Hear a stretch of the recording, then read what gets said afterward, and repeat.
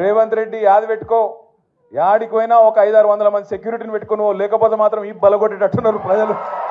ఎక్కడికి పోయినా మాట్లాడతారు, అక్కడక్కడ డైలాగులు కొడుతుంటారు రేవంత్ రెడ్డి. కేసీఆర్ దమ్ముందా అంటాడు, కేసీఆర్ అంటాడు. నేను అంటున్నా కేసీఆర్ కావాలంటే ఈయనకు మన సోషల్ మీడియాలో పోస్టులు పెట్టే పిల్లగానే తట్టుకోలేకపోతుండే ఈయనకడ కేసీఆర్ కావాలన్నాడు. అవసరమా? ఈ చిట్టినాయుడు గింత మనిషి వీడు, వాడు మళ్ళీ చిట్టెలుక గాయన కంటే కేసీఆర్ కావాలన్నాడు. అందుకే మేము చెప్పినాం మొన్న, అంత లేదు నీకు చేతనైతే అక్క అడిగింది. ఇలా పొద్దున జగదీష్ అన్న కూడా చెప్పిండు. ఏం చెప్పిండు? ఇప్పుడు అసెంబ్లీ నడుస్తుంది కదా, రేవంత్ రెడ్డి గారు నాకు ఈ భాష ఇష్టం ఉండదు నిజంగా చెప్పానంటే, కానీ తప్పదు అప్పుడప్పుడు. నాకు నిజంగా అప్పుడప్పుడు నాకు ఇష్టం ఉండదు. నేను చదువుకున్నా రేవంత్ రెడ్డి లెక్క నేను ఆడ ఆవారా తిరిగినోని కాదు. ఎక్కడో పోయి బయట దేశంలో పోయి కొంత ఉద్యోగం సంపాదించుకున్నా, కొంత పేరు సంపాదించుకున్నా, నాకు ఇష్టం ఉండదు. కానీ ఇక కుక్కగాడుకు చెప్పు దెబ్బ అన్నట్టు ఇస్తుంటోళ్ళకి ఇట్లే చెప్తేనే అర్థమవుతుంది.